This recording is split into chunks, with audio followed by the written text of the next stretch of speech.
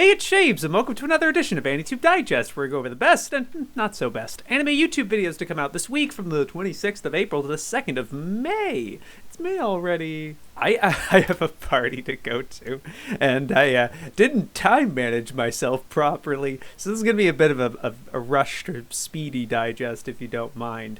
But I do got some good videos, you know, and also that a lot of them I don't even have that much to say, probably, so I think it's okay. It's fine. I do have some videos that I thought were not good, and I could put them in decent, right? But I think I just have more that didn't take enough good away from them, I think, or it didn't kind of, I don't know, just have problems. I'm already doing a really bad job of speed running, I guess. This first one's from Hazel. Yeah, I wasn't really liking the new video, my hunt for a nearly lost 90s anime.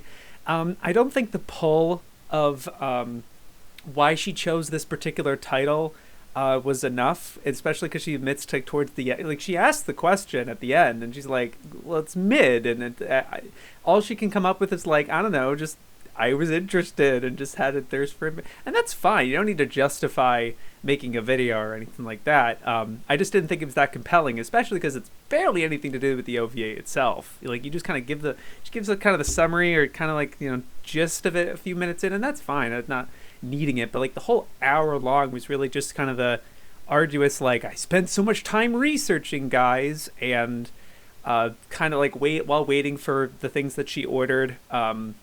She kind of goes into more about the creator, and that was still nice. But there was just so much of this that was like, she's done this before. It feels like she's done that. Like, not maybe this specific thing of like rescuing this lost 90s anime or whatever, which like, it was annoying to me where like, at first I could relate of finding an anime that has less than 1,000 members on Mal, it's not rated and everything, and like, it's not subbed or anything, but at least it is on YouTube in bad quality, yes. And I like the journey of trying to get it in better quality and trying to like purchase the DVD and things like that. But like, at least it's on YouTube. There's so many other titles that like are even more buried and stuff. And I don't know. I just think Kenny's done better stuff because like he's just chosen titles that are actually very, very like hard to come by, sort of thing. And also he doesn't really belabor it of like, I spent so much time researching and ordering things, guys. And I don't know. It just felt like a very similar shtick with Hazel so far. And then just like the backtracking with like a lot of the information she kind of kept intact, but then like added more info. This is like a re-upload, and it's like an addendum of some people found more information about it and things. And she admits in the video and on Twitter and stuff that like this video was definitely rushed and kind of half-baked. And, you know, I'm not going to just give you know, I kind of like, I appreciate the transparency at least. But you could tell, I could kind of feel that actually. And it was too bad. And, you know, I still enjoy it on like a conventional level. I never get like irritated so much when watching her videos. I do like it and appreciate it. And of course the actual work putting in of actually ripping the ISO and kind of making a better quality for this thing. No subs, but it's okay. You know, I'm not holding that against you or anything. But like, you know, I just felt kind of unsatisfied by the end of this personally. Yeah, I don't. That's all I can much say about it. The other one I kind of want to give a not good to is this Wisecrack video. I don't cover too many Wisecrack videos. I was a subscriber for a long time, like back when the Thug Notes and everything, but then like they've exchanged a lot of different hands, and like I don't know what the deal of it is at this point. It's weird. But this one is a philosopher reacts to Attack on Titan final season, and they've done a previous video like this before, and I'm not familiar with them. I'm just, this is the first time watching this one, and it's it's that kind of thing where like Dr. Mike or Legal Eagle reacts to some scenes from a thing or whatever. I don't think it quite worked here because, well, for one thing, it took 5 minutes to get into before you're actually reacting to anything in the show. And then when you do, it's kind of like this one little one-off thing. Like, you've clearly seen this already. And I'm not saying you have to be blind to react or something. But like, because obviously like probably Dr. Mike and Legal Eagle aren't blind react as well. Although now that I think about it, like Legal Eagle did have this one Better Call Saul thing where he admits to have seen it before, and he's like, I've been thinking about this one. He's more transparent in that way, but this one was like more. It's like trying to do two different videos, and I don't think they mesh well. Is trying to do that, like react to a thing and kind of whatever, and give insight on the scene itself, but also an essay video where they're trying to like apply a type of philosophy and be more educational through the lens of Attack on Titan. In this case, they're talking about stoicism, and it's a good. I like the lens; it's interesting, but I think that I was really distracted by the format. How like I couldn't. I felt it was very disjointed. And also just then, yeah, like the actual reacting to the episodes was very minimal, or just not too relevant. And you're just kind of like, it was very clearly a scripted video, you know, and I don't think that's the same thing, you know.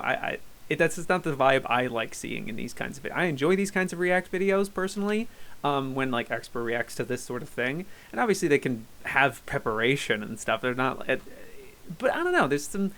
There's like a candidness that I think is missing here. It's very clearly scripted and like it's cut in ways that just feels scripted. Yeah, I don't know. But maybe that was just his delivery or something like that. He seemed like a good and the content was actually kind of interesting, but I was just very kind of like distracted and couldn't fully engage with the video, I think. So it was kind of an L for me personally. I have a request video for once, yay! And I'll give some decent time to this. It's from Cozy, who's recommending this, a comparison of 4chan drawing Daikon 4, and it's a side-by-side comparison of Daikon 4 with 4chan. That's appreciative, even though it's like so iconic and stuff. It is kind of nice to see what they chose to do.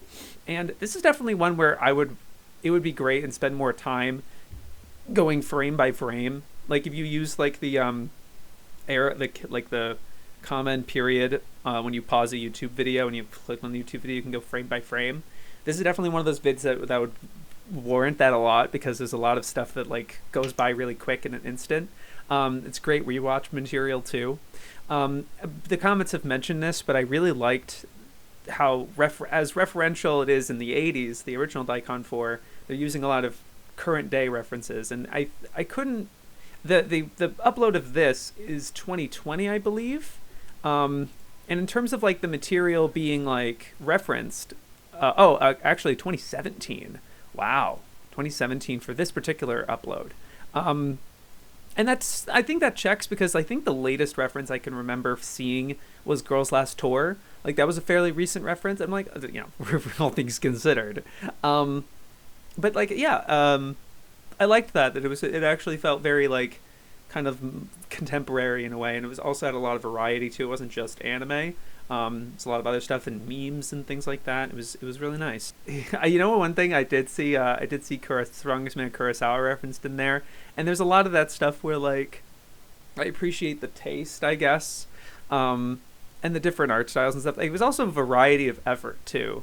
I shouldn't say, I don't know if effort's the right word, but like, you know, some of the parts are very impressively animated and advanced in a way, and then there's other moments that are just like recreating it. Not that, you know, creative and everything. Not that that's a big deal or anything, but like there's an ebb and flow and kind of a patchwork of different approaches and things like that, and that happens a lot with these kinds of like reanimated stuff.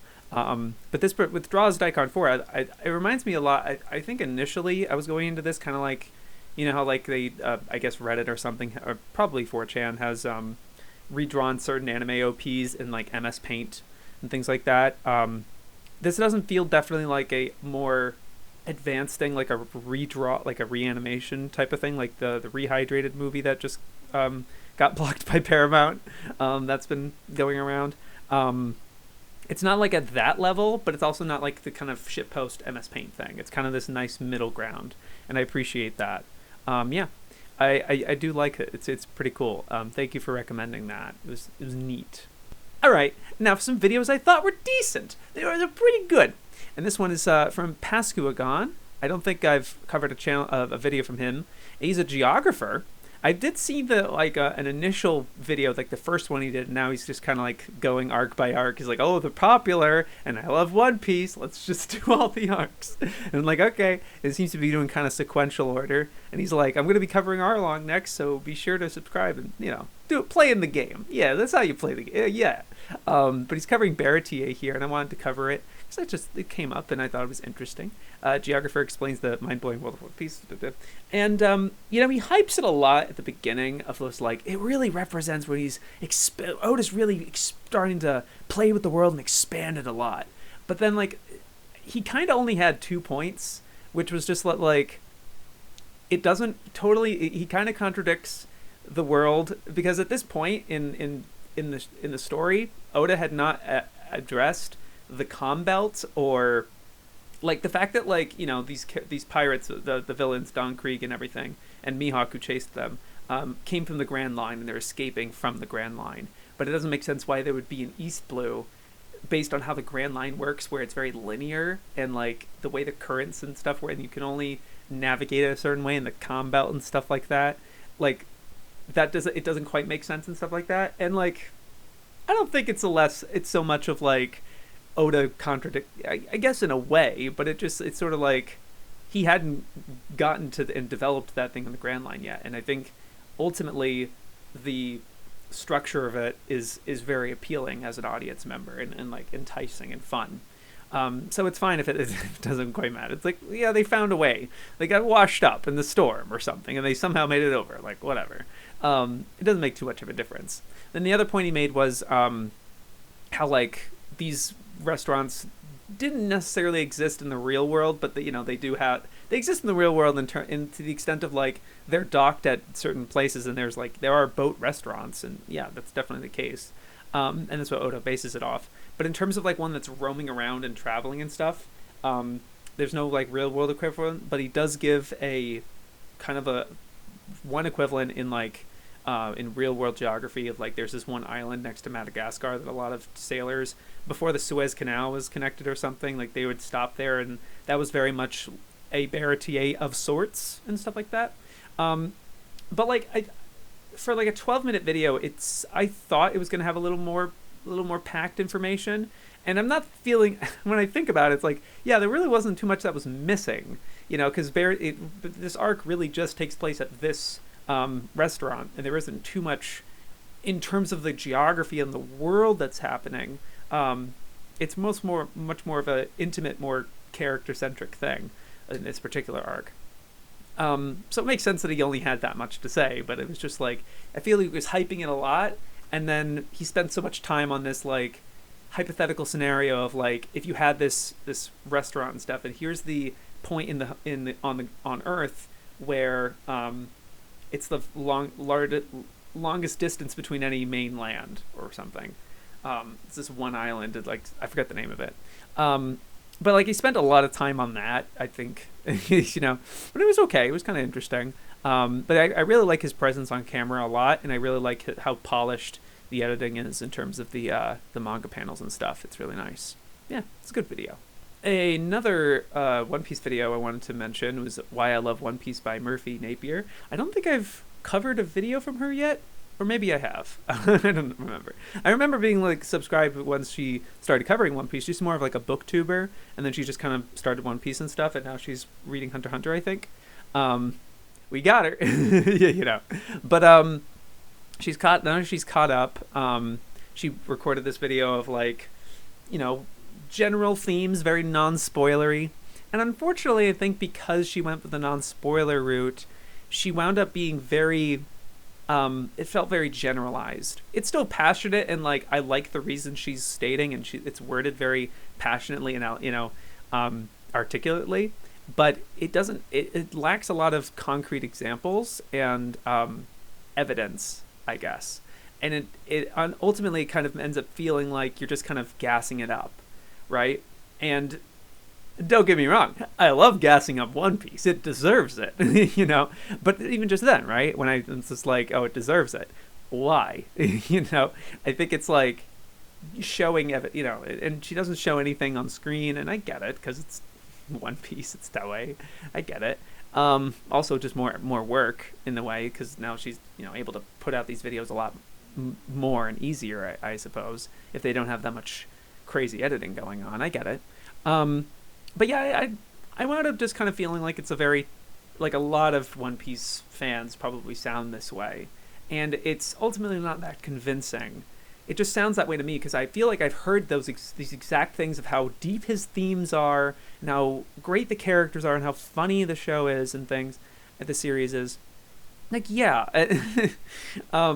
I feel like a lot of it's kind of surface level almost. And so, I don't know, it's okay. That's not a big deal. I think it's also nice. It's also just kind of fun for fans of the show because it's validating, right? That's why these videos are fun in that way. But I just couldn't take that much more out of it beyond that, and I think part of that has to do with it being completely non-spoiler. I get, like, not spoiling One Piece. I get that. Although there's plenty you can talk about in concrete detail that, like, isn't a spoiler. Maybe you consider, I don't know. Whatever. Yeah. That's fine. Yeah, I enjoyed the video, though. It was a nice time. This was a nice surprise from Otaku Box, exploring how anime production enhances story, and he's talking about a particular show, pretty much. I keep forgetting the name of it. I was like, I'm gonna forget the name of this show. What is it? Okay, that's it. And then hours have gone by since I watched it. Of course. Now, I think what's really standout and interesting about this video is not so much what Otaku Box is saying, as much as how he's presenting it. It's very unorthodox. Kind of using this hybrid of live action footage and him talking to a camera while also having maybe some stuff projected behind him, and then, like, using his bookshelves, his, like, empty bookshelves as, like, this weird split screen type of thing. It's kind of weird, but, like, I really respect the creativity and kind of, like, very different uniqueness to it. It's definitely way more interesting than, like, just putting footage on screen, right? A couple of things are just, like, don't do much for me. Of, like, there's like one edit where, like, a bunch of manga panels are sliding across, and he's just kind of talking about the manga generally, and I'm just like, I mean, I guess it's kind of a flashy, interesting visual, but especially when he uses it a second time, I'm just like, what is that? I don't know what this is. It doesn't. I start questioning it, I guess. I don't know. But it's still interesting, and they're also using a lot of weird text stuff where, like, covering the mouths with the things that he's saying, like the text in particular. And then think about it, it's kind of like trying to avoid the thing that Pause and Select does, where trying to avoid using lip flaps in the footage. Yeah, it kind of reminds me of that, I guess. But yeah, a lot of weird creative choices with this, but it's kind of unorthodox and interesting in that way. I think he said that this is the first time he's recording like this, where, like, he's learned a lot and stuff, and I like the self-reflection towards the end. Even though the sound thing he's talking about, like, how different he sounds, I didn't really notice it that much personally.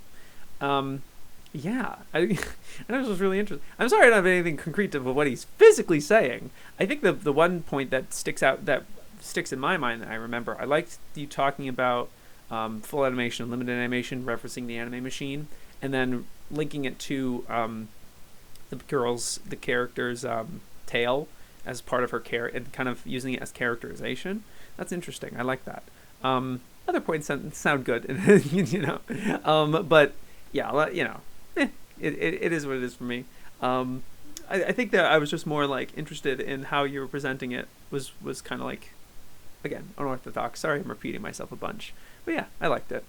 Okay, now what I thought were the best videos of the week. What was what I thought I just really enjoyed. And I liked. Yeah, no shit. Man, this digest is going to be 25 minutes. Watch this space. This first one's from Internet Pitstop. The sadness behind Spike Spiegel. Character analysis. Cowboy Bebop. It's similar to a lot of his other videos, I think, where it's just like, his really typical affable humor and screen presence, and being able to just deliver this kind of script that's very wordy and precise in, like, giving exact examples, but just being on screen the whole time is nice. I like the touch of playing the footage. If you're showing a clip, you have, like, him, like, in the background, like watching the screen and like eating some like chips or something. Like that was neat. That was a charming choice.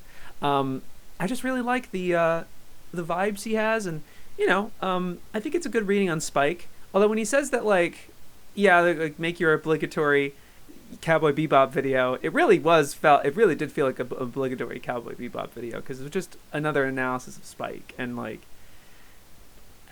okay, but it seemed pretty good. I liked the observation with when the last scene with Bang and stuff. It's showing that, like, I like that he points out that the blood is covering his eye, that he's no longer seeing the past and he's just seeing the present. Great comment, really good commentary. And I like the kind of the boldness of just leaving on the sea.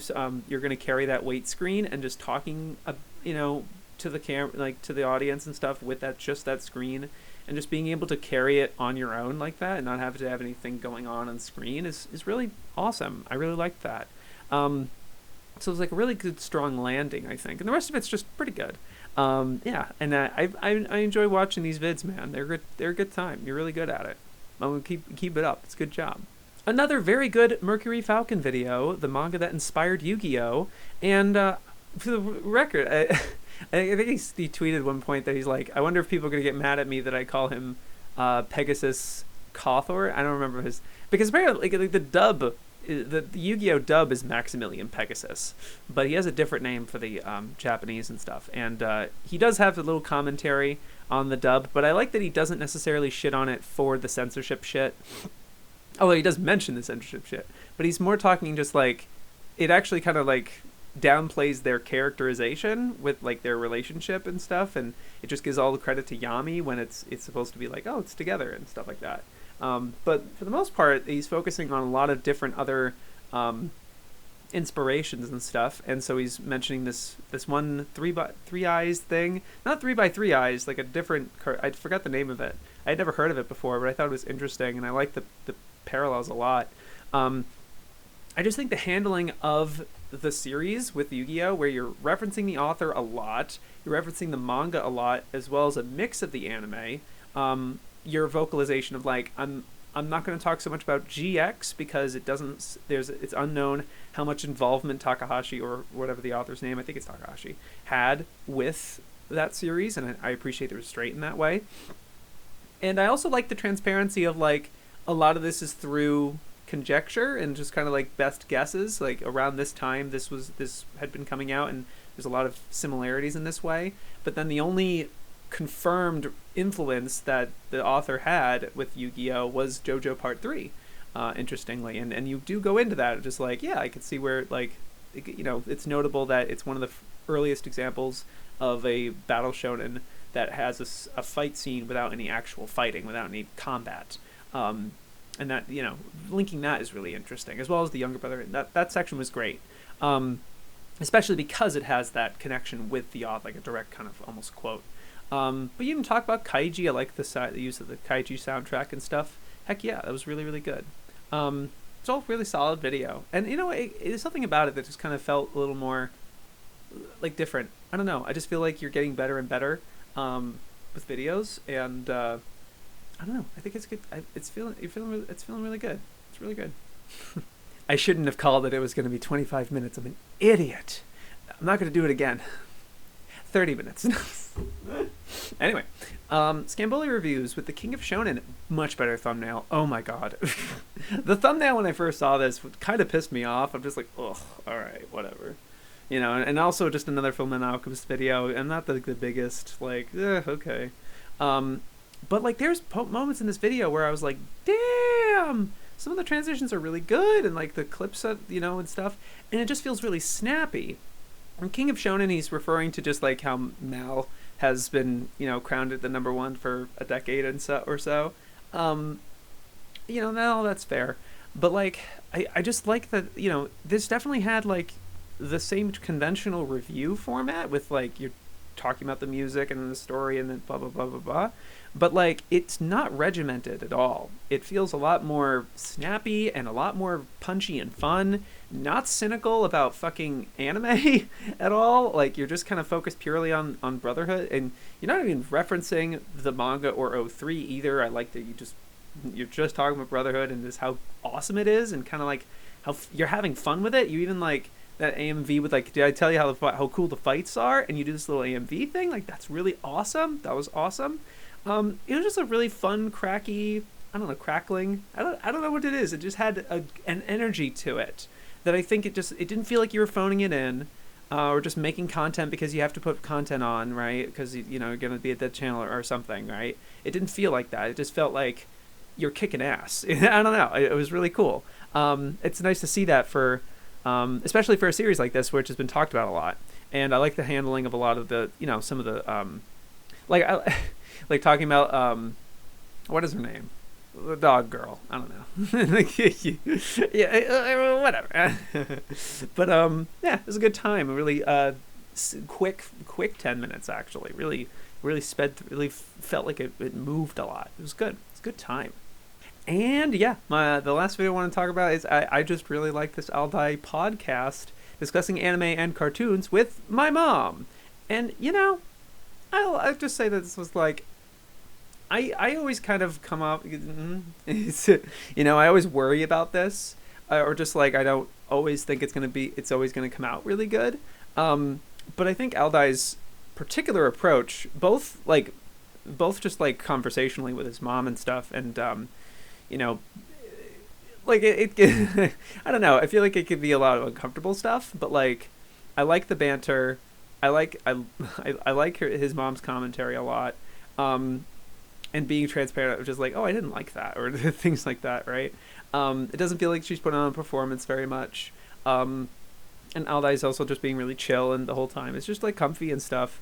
And I especially like what he does visually, where it's not even just he isn't lazy with just like filming it, or not that filming is lazy, but like I really liked the illustrations he makes, and like having the two and then there's a variation with each of them. And I also like that, like, I didn't look at the table of the contents and the timestamps or anything, and so it was a surprise for each one that comes up, and it's in kind of a weird order. You don't expect what they watch, and it's obviously a lot of kind of interesting left field stuff, as well as contemporary, like Mob Psycho or whatever, but also like Takarajima and Future Boy Conan.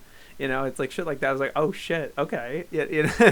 Even though I think you've told me about that, it was just like, I get it, but like I completely forgot. And I was like, oh shit, it's like, yeah, it's like in when you bring up like singing the OP and you guys sing like a stanza from it. I was like, yeah. That was fun. I don't know. It's just like, I put this as best because I just had the comfiest and kind of the best time with it. And I put down a list at the end of, because you were looking for recommendations. So I definitely recommend, if you guys listen to this, listen for that and think about like they're looking for recommendations and stuff. And then by the end, I felt like I was able to get enough of your guys' taste and what you guys can handle. Like Fantastic Children, like, oh shit, that's awesome. Things like that. But I don't know, it's just like a really fun time. And I was also just really exciting to see that like they were willing to take on, you're not just showing them Dragon Ball. You know what I mean? Like, you're not just showing them kind of the obvious shit. It's the opposite of obvious shit, really. It's kind of stuff you're not going to expect. I'm hoping you're enjoying Showa Genroku Rakugo Shinju. It's good shit. And I don't know, it's a good time. I liked it.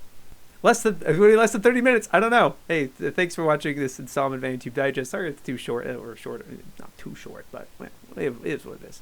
You guys are great. You have a great week. Yo, peace. Oh shit, it's less than 30 minutes. It's way less than 30 minutes. It's fine. Yeah. Yo, peace.